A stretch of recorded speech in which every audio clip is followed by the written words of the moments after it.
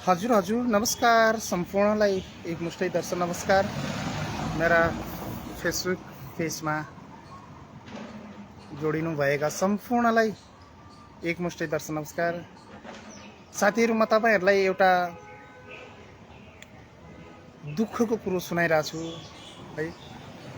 Share गरिदिनु होला, सबै ठाउँ पुगाइदिनु होला। हाम्रा नेपाली दाजुभाइ तथा दिदीबहिनी हुने बस्नु ठाउँमा सम्पूर्ण ठाउँमा पुगाइदिनु होला। म के भनिरहेको छु भने, अस्ति हामी दुईजना होटलमा कुकुर फाटेर हामी दुईजना जलेका थियौँ है। र मेरो चाहिँ यो कन्पट्टो पुरै जलेर अनि छाती जलेको छ। र अन्य मसँग एउटा भाइ काम गर्ने भाइ थियो है, त्यो भाइको चाहिँ यो कन्पट्टामा पुरै कन्पट्टो थाहा नपाइने गरेर जलेको छ। र उहाँ चाहिँ पिजिआईमा भर्ती हुनुहुन्छ आज। र मैले बिहान उठ्दाखेरि मैले के खबर सुने भने कि जुन होटलमा हाम्रो यो घटना घटेको थियो, जुन होटलको भिडियो मैले राखेको थिएँ, त्यो होटलको मालिक हिजो 12 बजे राति होटल बन्द गरेर भाग्यो भन्न हामीले खबर सुने है।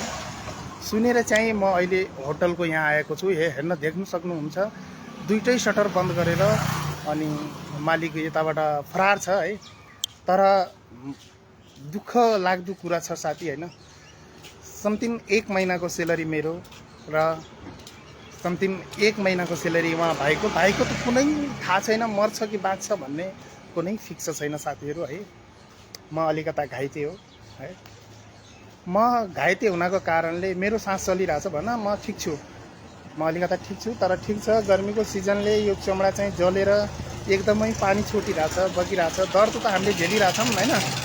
यही पनि अर्काको देश हो, नौकरी गर्न आएको थियौँ हैन, नौकरी गरिरहेको थियौँ। साथीहरू, तपाईँ मलाई कमेन्ट गरेर भन्नुहोला, जुन होटलमा हाम्रो यस्तो घटना घटियो है, त्यो होटलको मालिक भागिसक्यो।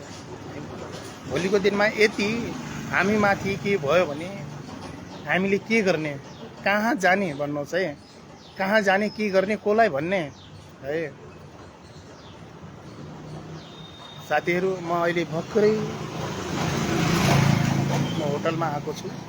यहाँ होटल हेर्दाखेरि होटलको चाबी लगाएर, ताला चाबी लगेर मालिक हिँडिहाल्यो रहेछ कि यताबाट। मालिक चाहिँ अमरसरको है, हामी चाहिँ चण्डीगढ खडर लान्ट्रा भन्ने ठाउँमा एसपीपी 116 हामीले काम गर्थ्यौँ है। सम्पूर्ण साथीहरूले शेयर गरिदिनु होला यो हाम्रो दुःखको कहानी है। हामीलाई एउटा मालिकले पनि साथ दिएन है। यो प्रदेशमा अरू हामीलाई कसले साथ दिन्थ्यो र है। यत्रो यो 100 डिग्री टेम्परेचर यो गर्मीमा हामीहरू जलेर यस्तै बन्यानमा हामी रोडमा घमिरहेका छौँ, यताउता भड्किरहेका छौँ, यो हस्पिटलमा गइरहेछौँ, ऊ हस्पिटलमा गइरहेछौँ। तर हामीसँग उपचार गर्नको लागि पैसा छैन साथीहरू है। मालिकहरूले हामीलाई बिचैमा छोडेर है भाग्नु भएको छ। यो हेर्नुहोस्, म भर्खर अहिले चाहिँ म हस्पिटलबाट आएर आफ्नो औषधि लेखाएर म चाहिँ भर्खर लिएर आएँ। मेरो पुरा डढिसकेको छ साथी, यो पुरै थोक्ला चढेर अनि यता पनि जलेको छ। सम्पूर्ण साथीहरूले शेयर गरिदिनु होला यो भिडियोलाई। यो भिडियोलाई मजा नसोच्नु होला, यो हाम्रो एउटा दुःखको भिडियो हो हैन।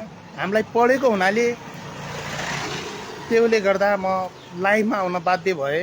हामीले कसलाई भन्ने त है, को छ र हामीसँग यहाँ। उल्टो फोन गरेर मैले आज बिहान फोन गरेर मैले साउलाई भने, यस्तो यस्तो अवस्थामा तैँले छोडेर गइस्, म पुलिस केस गर्छु है भन्दाखेरि मलाई उल्टै के भन्छ भने, त जे गर्छस् गर, तिमीहरू जहाँ जानुहुन्छ त्यही गर, तिमीहरूले मेरो केही गर्न सक्दैनौ अरे है। र मोबाइल पनि हामीहरूको नम्बर पनि त्यसमा ब्ल्याकलिस्टमा राखेर आनन्द भएर बसेको छ। सम्पूर्ण साथीहरूलाई आफ्नो दुःख मैले बताएको छु र शेयर गरिदिनु होला, सबै ठाउँ पुगाइदिनु होला है। धन्यवाद।